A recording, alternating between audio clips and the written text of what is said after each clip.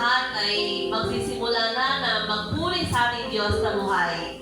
Alam ko na every Sunday, pinaghahandaan natin ang pagpunta natin dito. Amen po ba? Amen. Hindi lamang dahil sa meron tayong gustong i-meet na tao, syempre gusto mong mag-ayos, no? Lumakad, ganyan. Pero alam ko, nandito tayo para katagpuin ng ating Diyos na buhay. Kaya alam ko na hindi masasayang ang pagkakataon nito. Kaya huwag mong sasayangin, kapatid, ang pagparito mo. No? Huwag mong hahayaan na hindi ka uuwi na pinagpala. Huwag mong hahayaan na walang natanim sa puso mo ng salita ng ating Panginoon. Amen. Alam nyo, napakaraming mga hinaharap, no? Marami tayong mga struggles. Siyempre, pag Sunday, pansamantala mo nakakalimutan, no? Yung mga kabigatan mo, and then pag uwi ka na naman, ganon, haharapin mo na naman ang buhay mo. Pero, sinisigurado ko sa'yo, na pag inuna mo ang gawain ng Panginoon, uunahin ka rin ni Lord. Amen? Uunahin ka niya na pagpalain, uunahin ka niya na patatagin, palakasin. Alam niyo, hindi lang in the form of money ang blessing ng Panginoon. Sa lahat ng aspeto ng buhay natin, financially, materially, spiritually, emotionally, yung magandang relationship mo sa pamilya mo, mga blessing yan ng ating Panginoon na dapat natin magpasalamat. Kaya po, sige, inaanya ko na po ang lahat na magsitayo at i-concentrate natin ano po ang ating sarili. Ibigay natin yung oras natin sa ating Panginoon para maranasan natin ang kanyang pagkilos. Hallelujah, praise God. Ayan, muli sa mapagpalang araw po sa ating lahat. Ayan, alam kong kakaunti pa lang tayo ngayon, pero I know na dadami pa tayo. So, ayan, as we start this service po, pangunahan natin to sa isang awitin. Sabi ko sa kanta ay Banal Mong Tahanan. Nasising this song, let's open our mouth, malaya tayong magpuri sa ating Diyos na buhay.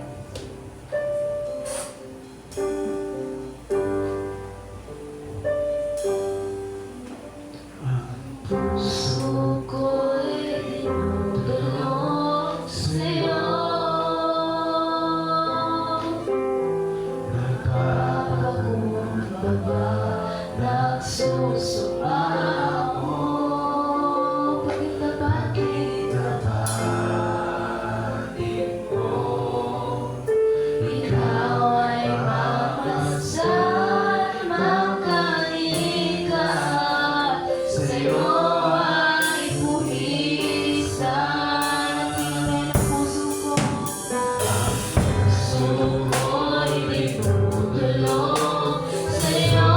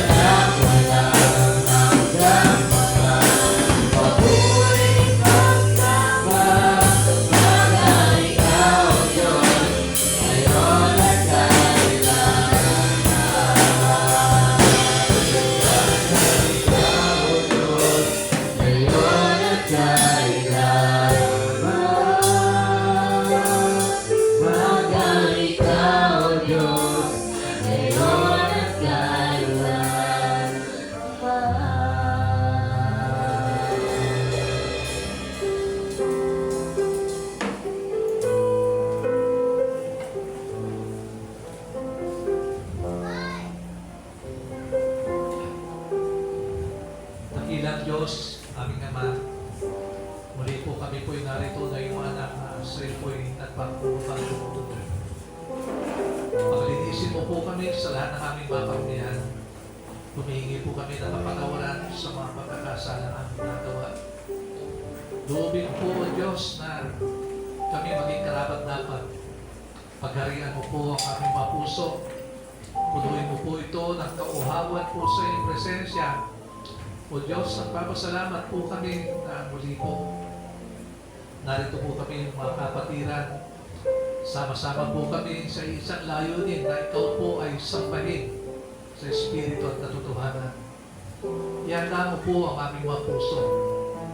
Kami po nawa ay iyong kalunggan, marapatin sa aming pagtitipon-tipon. Akatala po namin, O Diyos, sa iyo po kami nakikipagtipan.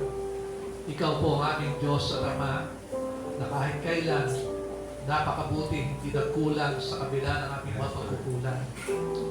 Salamat po, Ama, na sa aming pansamantalang pamumuhay dito sa lupa. Marami pong mga kabigatan, marami pong mga problema, maraming mga struggles. Malimit po, O Diyos, kami nalilito, nagkakaroon ng kagulmihanan sa aming mga puso. Gayunpaman, Ama, sa aming pagsuong sa bawat hamon ng buhay, alam po namin, O Diyos, kami po ay pinagtagumpay mo na pagkat lagi ka po namin kasama sa lahat ng oras, sa bawat sandali. Ang aming Diyos at Ama nangako na kami po hindi mo iiwan, hindi pababayaan. Salamat po, Ama, sa kabila ng aming mga kahinaan at pagkukulang. Ikaw ay patuloy na tapat at napakabuting Diyos sa amin na mga anak. Nagpapasalamat po kami, O Diyos, na may mga oras, may mga pagkakataon na kami po ay nawawala sa tamang landas. Gayunpaman, ang iyong mga pagpalang kamay ay patuloy pong umaabot at nagbibigay po sa amin ng lakas at motivation pagpatuloy. Ano man ang aming haharapin, ano man ang mga sitwasyon, ano man ang mga kabigatang nararanasan sa ngayon. Salamat po, O Diyos. Pinagtagumpayan mo na po ang lahat. At alam po namin kaming mga anak mo, makakasuong, makakalakad ng may pag-asa at katagumpayan. Pinagpapasalamat po namin ang liwanag na mula po sa iyo. Ang sandaigdigan man ay nahulog sa kasalanan, namuhay sa kadiliman, ngunit hindi mo po ninais, O Diyos, na kami makapagpatuloy na nangangapa sa dilim. Sinugo mo ang buntong mong anak. Nagpakasakit, sa amin ay tumubos, sa amin ay nagbigay ng pag-asa. O Diyos, napakabuti mo po sa amin. Nagpapasalamat po kami na sa mga oras kong ito, pinili po namin na ikaw po ang aming unahin. Narito po kami ngayong mga anak upang sa iyong biyaya ay patuloy na magpalakasan. Pinagpapasalamat po namin, O Diyos, ang iyong mga anak at lingkod na ginagamit. Lalo na po ang iyong lingkod, ang aming pastor na magbabahagi po muli ng iyong mga mensahe at salita.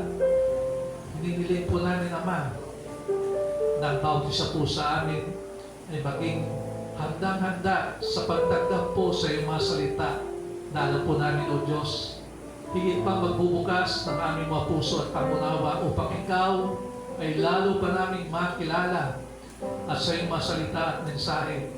Tulungan po kami ito'y maunawaan po namin, may sa puso, may pamuhay, magbigay ng lakas upang labanan ang aming pong mga kahinaan, magbigay ng higit pang pangunawa upang makilala ka po, mahayag sa aming mga buhay, at ang iyong mga salita manahan po sa amin, tunay na aming maipamuhay.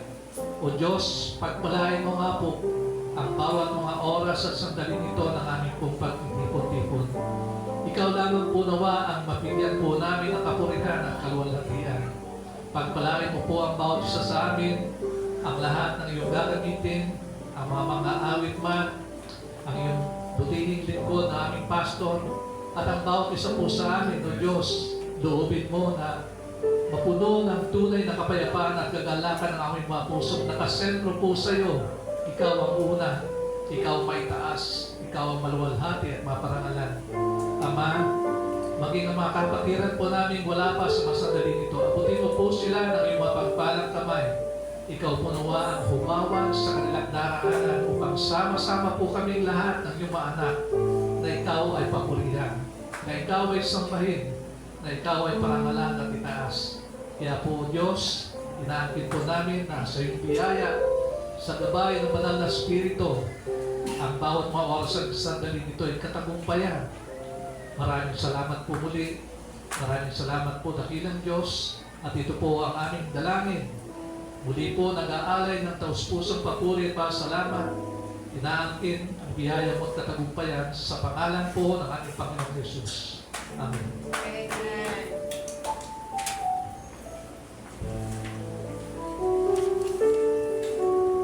Makibukas po tayo sa aklat ng Hagay, chapter 1, verse 12 to 15. Inulit ko po, makibukas po tayo sa aklat ng Hagay, chapter 1, verse 12 to 15. Natakot ang sambayanan kay Yahweh, kaya't bilang tugon sa pinasabi nito kay Propeta Hagay, sinunod ni na Gobernador Zerubabel na anak ni Shealtiel at ng pinakapunong pari na si Joshua, anak ni Jehozadak. Gayon din ang buong sambayanang nagbalik mula sa pagkabihat sa Babylonia.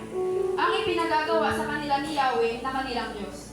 Nalugod siya kaya't sa pamamagitan ni Propeta Hagay ay muli niya pinasabi sa sambayanan.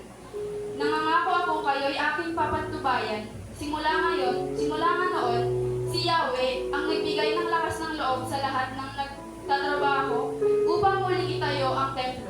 Hindi lamang ni Zerubabel na gobernador ng Huda at ni Joshua na pinakapunong pari, kundi ng buong sambayanang lumaya at nagsibalik mula sa pagkabihat. Sama-sama tulong-tulong nilang sinimulan ang muling pagtatayo ng templo ni Yahweh na makapangyarihan sa lahat, ang kanilang Diyos. Noong ika-24 na araw ng ika-6 na buwan ng ika-2 taon ng paghahari ni Dario. Pagpapala po sa pagbabasa ng salita ng Diyos. Ayan, ready na po ba tayo muling magpuri sa ating Diyos na buhay? Amen. So ayan, as we sing this song po, malaya tayong pumalakpak, malaya tayong tumalon, at malaya tayong umawit.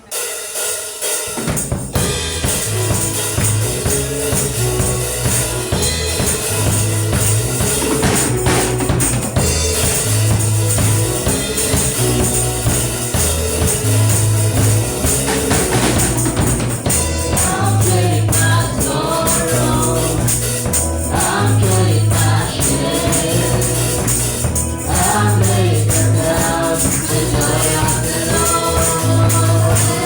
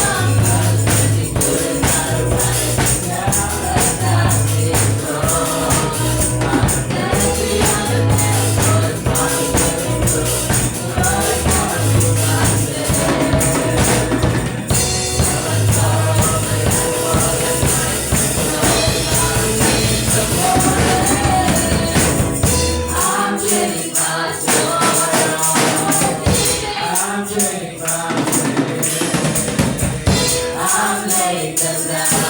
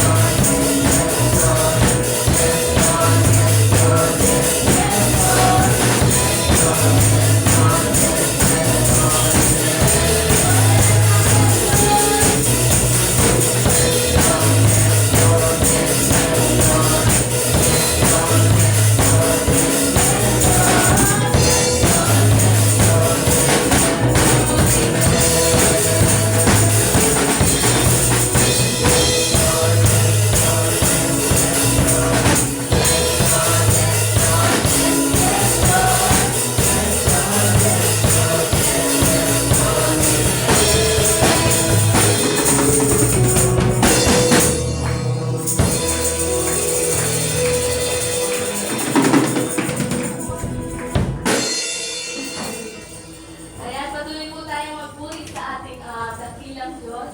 At si Kristo, muli po natin buksan ang ating mga puso. Ibukan natin yung mga bibig natin at awitan natin ang ating Diyos na buhay.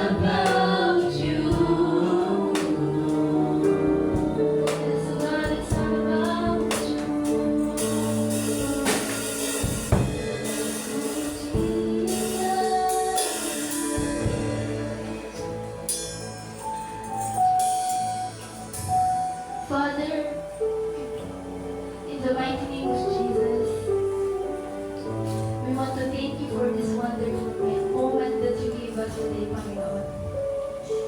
Maraming salamat nga po, Panginoon, dahil muli ay kami nagkatipon-tipon dito para parangalan ang iyong pangalan, Panginoon, para itaas ang iyong pangalan, Panginoon, para dakilain ka, para papurihan ka, para awitan ka, Panginoon. Maraming salamat nga po, Panginoon, sa lahat ng blessings na natatanggap namin. Kahit yung mga hindi namin hinihingi, Panginoon, ay binibigay mo, Panginoon. Maraming salamat nga po, Panginoon. I pray, Panginoon, as we continue this service, patuloy ka, Panginoon, na manguna sa buhay ng bawat isa. Alam ko, Panginoon, na may gagawin ka pa sa buhay namin, Panginoon. Alam ko, Panginoon, na hindi ka pa tapos na mangusap sa aming lahat, Panginoon. Kundi, Panginoon, nag-uumpisa ka pa lang, Panginoon. Maraming salamat nga po, Panginoon. I pray, Panginoon, sa lahat ng tatayo dito sa pulpitong ito, Panginoon. Itago mo sila, Panginoon, sa iyong likuran upang ang pangalan mo ang maitaas, Panginoon, sa araw na ito. I pray, Panginoon, sa apat na sulok ng simbahang ito, Panginoon. Ikaw, Panginoon, ang maglukot nito, Panginoon, ang iyong tugod, Panginoon. I pray, Panginoon, na tanggalin mo, Panginoon, ang mga distractions sa aming lahat upang malaya kami makapakinig sa iyo, Panginoon. I pray, Panginoon, sa mga gawain ng kaaway, Panginoon. Amin na itong pinapalayas, pinapalis in Jesus' name. In Jesus' name, we rebuke the work of enemy in this place at walang sino man ang makakahadlang, Panginoon, sa pagpupuri at pakikinig namin sa iyo, Panginoon. Maraming salamat nga po, Panginoon. I pray, Panginoon, sa mga aming kapatid, Panginoon, na wala pa rito. I pray, Panginoon, na hawiin mo ang kanilang daraanan upang ligtas sila, Panginoon, na makarating dito, Panginoon. Maraming salamat nga po, Panginoon. Muli ka namin dinadakila, Panginoon. I know, Panginoon, ay bubuksan mo, Panginoon, ang bintana ng langit at ibubuhos mo sa amin ang masaganang pagpapala, Panginoon. Maraming salamat nga po, Panginoon. Tinatanggap na po namin ito ngayon pa lamang, Panginoon. Maraming salamat po, Panginoon. Muli, ito ang aming itinataas at dinadakila. We know, Panginoon, that you are the Lord of all lords and the kings of all kings, Panginoon. At walang sino man, Panginoon, ang makakapantay sa iyo, Panginoon. Muli, Panginoon, we praise you, we glorify you, we worship you. In Jesus' name, this is our prayer. Amen.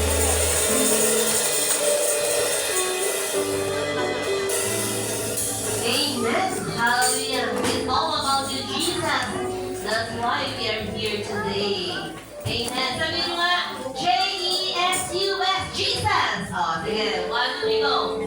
J-E-S-U-S, Jesus. Hallelujah. Malakas po ang muli. Dahil Diyos sa buhay. Ayan. No? Lagi kami di balance. Opo. Ayan. Kaya yung mga kabataan, no, pumasok kayo rito ha, pag para lahat tayo sama-sama na makapakinig ng salita ng ating Panginoon. God is good. All the time. So tayo magsasawa na sabihin niya dahil sa lahat ng pagkakataon napakabuti na ating Panginoon. Ano po? Alam ko lahat tayo ay pinagpala. Itong mga nakaraang linggo. Ano po? So, yung mga estudyante nakapag-rest sila. No? Pero kami mga teacher, meron kami 1 week inset or training. Webinar siya. Opo. Pero napakabuti natin Panginoon. At least, may time na nakapag-rest naman tayo. Ito mga actually, nung bagong Pilipinas, inayos yung PRC, ID ko yung renewal, pero hindi ko po naayos doon dahil yung sa surname ko, Dizon Montajes. Tapos sa middle name sa ID ko wala. Kasi pinaadala namin yun doon sa isang nandun na tatrabaho sa PRC pero nagkamali hanggang gano'n na. Pero gusto kong maiayos. So, hanggang sa nag-online, ayaw ko na sana. Kasi nasumitan ko yung babae naman doon sa Pero sabi ko, Lord, alam ko may gagawin ka mo kalooban ko. Nag-online ako after 2 weeks. After ng mga conversation and attachment, yung mga uploading. Nung Friday, nakapunta kami. Ayan, no? Kaya nakakala rin kami. Praise God, sa biyaya natin Panginoon. Itong December, napaka-busy natin. Ano po? Malapit na ang ating anniversary. Kayo ba na-excite? Okay, ano tayo ng prospect natin na na ma-invite natin. Dito tayo sa church, dapat i-aim natin na tayo ang nandun sa labas. Ha? Yung mga bago ang nandito sa loob. Amen? Kaya, i-aim natin na mapuno itong church. Hallelujah. At alam ko na sasamahan tayo ng ating Panginoon. Dapat tayo na excited. Amen. Ayan, no? December na. Merry Christmas. Ayan. So, sino po magpapatotoo? Nakabutihan ng Panginoon. Si Sir Banji. Ito, parang nagbiyahe rin sila eh. Caravan. May post eh. Si Mama. Ito rin, humingi din si Mama. Nagpalamig. Si Mama.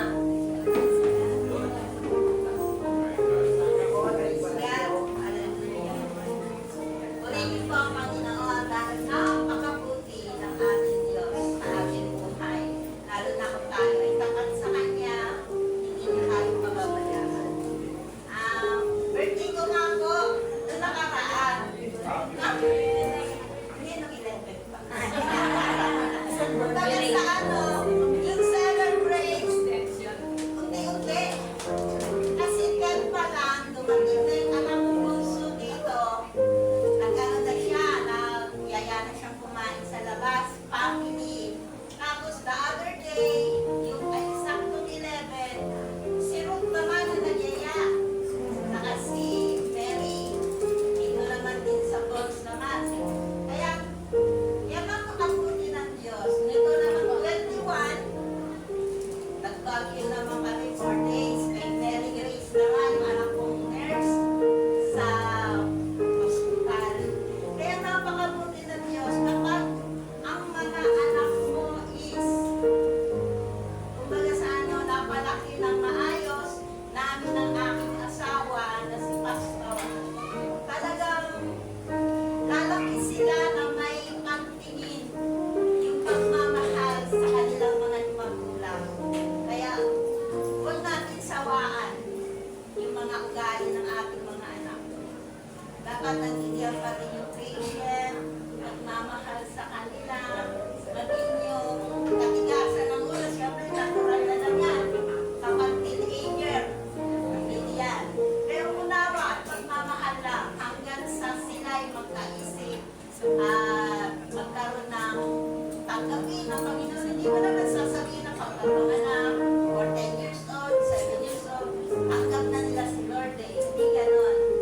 It's late time para tanggapin pa ang kanilang tulad ni Pastor Paul.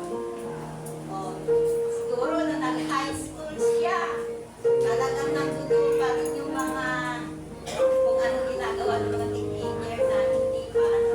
Pero salamat sa Panginoon, unti-unti hanggang sa naging pastor siya, na yun ang pangarap ni Pastor, si daddy niya, na maging pastor din siya. Kaya purihin ang Panginoon sa buhay namin na minsan naalala ko na, sana buhay pa siya, sabi ko gano'n. Para nakikita niya yung pagtulad ng mga anak niya, yung nakatapos yung 4 na anak niya, yung nakita niya yung mga buhay ng mga anak niya na may mga sari-sariling sasakyan.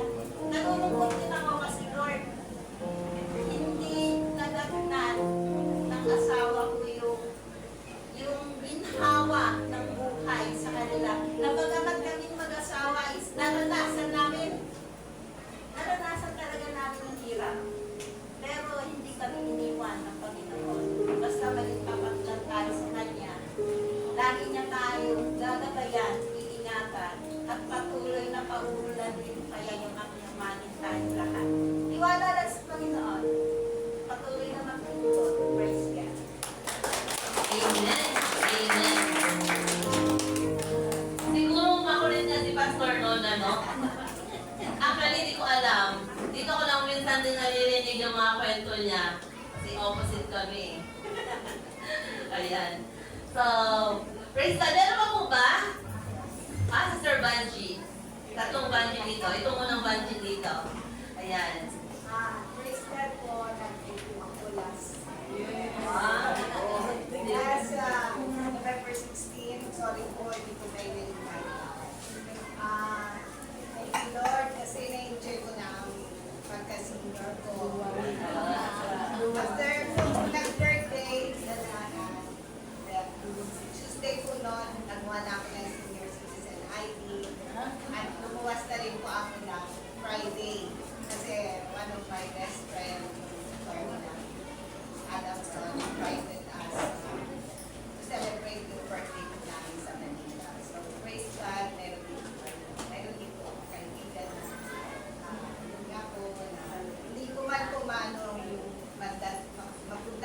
dapat itinadala niya.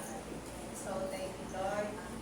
Tapos po, yung the next day na grocery na ako is pagdala. So, praise the Lord. Magaling sila sa atin. Amen. Parang talagang excited si Sir Banji, ano? Ayan. Ay, ako, ayaw na ba dyan? Kayo na lang muna sa club na yan. Ano po? Ayan. Meron ba po ba? Meron ba po ba? Wala na? Sa mga birthday celebrant natin in December, happy birthday. Hindi ko alam kung sino meron ba? Mga December? Ha? Mga kabataan. Ayan, mamumulubi na naman pala ako. Ayan, no? So, happy birthday at in advance. So, wala na po ba? Siguro nire-reserve nyo na naman yan, no? Para next week. Sige po. Tayo lahat ay magsitayo para sa ating tithes and offering. At sasama po tayo ni Brother Manek. Amen. Praise the Lord. Ayan po. Let's pray for our thanks and offering. Father God, maraming salamat po muli sa oras na to, sa araw na po, Panginoon. Kami alam po, Panginoon, kami yung pinagpala, Panginoon. Kaya, Panginoon, pinipray namin ang aming thanks and offering para po magamit po, para ngalan ka, at magamit namin sa aming mga minister, Panginoon. Lumawag ka po, ma-reach out po ang aming mga mahal sa buhay, Panginoon.